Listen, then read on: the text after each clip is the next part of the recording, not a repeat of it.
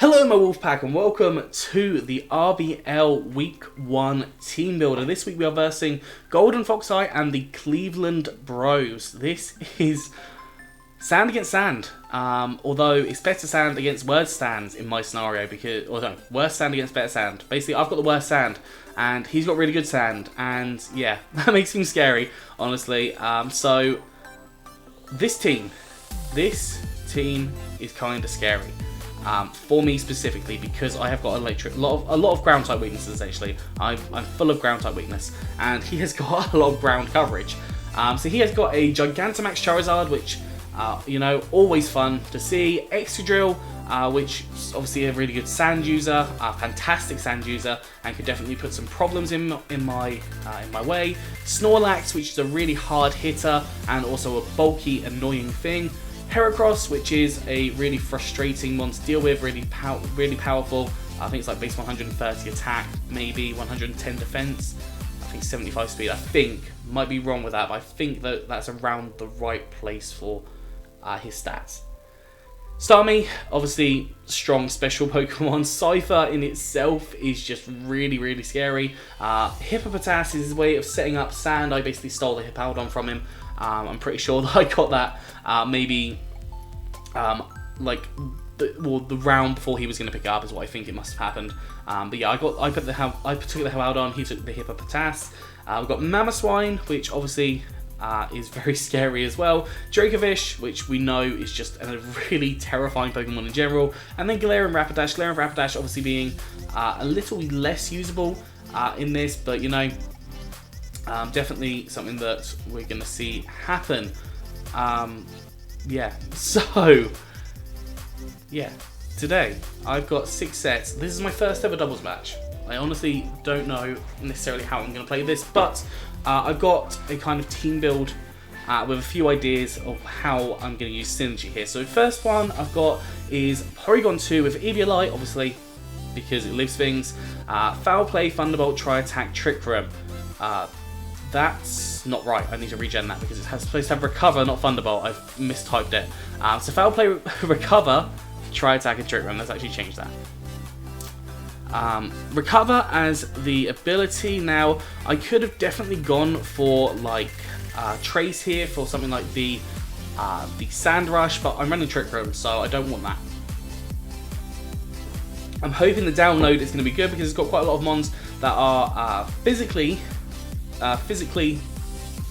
defensive, so it will get the download because they obviously have a lower special defense. And that Foul Play obviously hits a lot of Pokemon really hard because they are super high attack. I mean, like Drill, Heracross, it even does a lot to Starmie naturally. You've got Mamoswine, Dracovish, like all of them are going to take a lot of damage from the Foul Play. Even the Cypher I think takes damage from the Foul Play also. So Foul Play is definitely going to be helpful here. Recover because P2, you know, is a very bulky mon. Tri-Attack just to hit hard on different Pokemon. If I've got a +1, it does like 70% naturally, I think, to the Mamoswine, which is absolutely huge, and I just didn't understand how high that was there. And EV-wise, I've gone for max HP, 100 in both the defenses and 60 in special attack. Basically, this was just to kind of get me the right investments, because I had like 4 left over and I had to try and find where I could get an extra 4 that would just give me kind of that extra stat in there, so I kind of had to fiddle around. And yeah, I've gone more defensive on this one. I've gone for the bold nature. That's because his team is more of an offensive team. A lot of his sweepers are physical. Starmie is one of his own specials. Charizard could be special. I guess it can run special as well. And then Galarian Rapidash, but the rest of his team is physical, so that's why I've gone for that plus defense investment. That's why I've gone for Foul Play on this set there as well. And obviously Trick Room allows me to, because he's got Excadrill, which uses Sand Rush. He has got the Dracovish, which uses Sand Rush. He's got Mamoswine, Cypher, Starmie. They're all fairly fast Pokemon. Heracross, I think, even has some natural speed to it. So the majority of his team is actually really fast and can cause a lot of problems for me. So that's why the Trick Room's there, because I think Trick Room definitely will work better, especially stopping Vicious Rain from happening, because I do not want to see that. I don't want to see that hitting me doing double damage. I think it's double damage. What does Bulk Beak do? yeah, power doubles, which is kind of crazy. So, Arcanine. Arcanine is my second mon. It is going to potentially be a really good mon to use with Draco's ult, because I've got the Intimidate, and the Intimidate will lower down the attack stat of, I imagine potentially he would run Hippopotas, Excadrill as his lead potentially, and if he does that, the Intimidate lowers it down, and that will allow my Draco's ult to definitely live an Earthquake, which means that it gets a +2 from the weakness policy. So that's kind of a considered strat that I'm potentially going to go for. I think that'll be the first game strat because it is best of 3. And we'll see if that works. It'd be quite nice if it does. But yeah. Intimidate obviously lowers down attacks, which is fantastic. Shucker Berry, because there's a lot of ground here. We could definitely see something like Bulldoze happen. Obviously he doesn't want Bulldoze knowing that I've got Trick Room, but he doesn't know that. So yeah, Shucker Berry to lower the amount of ground type damage I take. That's it. That's the word. Will-O-Wisp to burn anything, because I think honestly there's something I'm gonna want. Some things I might want to burn, like the Drill, the Dracovish, the Mamoswine. If I can get a burn on those, makes all the difference. Protect, because Protect seems to be a double staple. Play Rough, because it hits the Dracovish for super effective damage, and then Flare Blitz for just coverage as well. And that was kind of my thought process of getting those. Obviously, this thing can hit relatively hard. I've gone for a really good attack investment, plus 196 in its attack investment, meaning it does do damage to different Pokemon, especially under a Trick Room. I've gone for no speed investment whatsoever. I could have gone for a minus speed nature, so like relaxed I think it is, but I thought no, just in case I don't go for Trick Room, I do want to outspeed potentially some of his Pokemon, like the Mamoswine could be really good. I don't necessarily want to have to rely on Trick Room, but I think that's something I'm going to use for match 2 to kind of see how he plays first of all, and see how I play, because I have no idea how I'm going to play with this. We've got Draco's ult here. Draco's ult is the third Pokemon that I've got. Honestly, this is kind of my all-out attacker, so to say. We've got the weakness policy, which hopefully activate if I get. So I've got some ideas. And one of them is I Intimidate with Arcanine. It lowers the attack of the offensive Pokemon in front of me. I then get hit by an Earthquake or a ground type attack. My weakness policy activates. I get a +2. Very helpful. Then the next turn I possibly Protect, or something along those lines. Hopefully if the Arcanine has gone down, I Protect. I let the Mandibuzz come in and use Tailwind to double my speed, so I am then faster, because I am Sand Rush, I am then faster, so I can hit really hard with as many Earthquakes as I want to hit. He has only got one immunity to Earthquake from what I can see. It's the Cypher, so hopefully that would just hit really hard. A +2 Earthquake from a Draco's ult could be dangerous, and I mean I could even at this point, I could Dynamax and go for like a Bolt Beak or Dragon Claw, just as a +2 max lightning, max Wormint. It's definitely options for me to go for there. So that's kind of my thought process with the Draco's ult, just hit really hard on a lot of different Pokemon there. And then the Bolt Beak, obviously, with the Tailwind, it allows me to definitely outspeed the majority of Pokemon there. And honestly, +2 Bolt Beak, which is already doubled in power. It's like base 90 power, I think. Base 85 power. So 85 goes to 170. Yeah, 170. So base 170 move, boosted by Stab, which is 1.5 on top of that, which is like 255, 265, I think, which is 2.65 times whatever my attack is at +2, whatever my attack is doubled. 167 goes to 334 times that by 2 point something. That's just going to hit everything really, really badly. So that's kind of my thought process there. If I can pull it off, I don't know if I can pull it off because I don't know how doubles necessarily works. I don't know how he plays, but that's kind of my idea, and I'll be really happy if I can manage to pull that off on one game, because it could lead to just a Draco's ult sweep. Yeah, I think that is all for Draco's ult. We'll now go for Dragalge. Dragalge is a really cool Pokemon. I'm really good on his Trick Room as well. Sorry, my vocal cords were getting a little bit dry. We have got on here Black Sludge. Black Sludge allowing us to heal up each turn, because we probably will end up taking damage. Adaptability, so my Sludge Wave and my Dragon Pulse are really powerful. As you saw, I've got Protect on every Pokemon, I've got Protect on this one as well, and the Surf, obviously I'll Protect on whatever the Pokemon next to it is.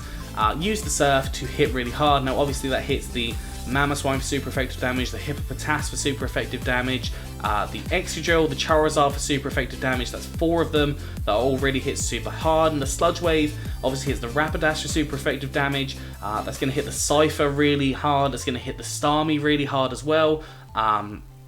The Dragon Pulse is obviously going to hit Dracovish really hard also. And again, we'll hit onto like the Heracross and the Cypher.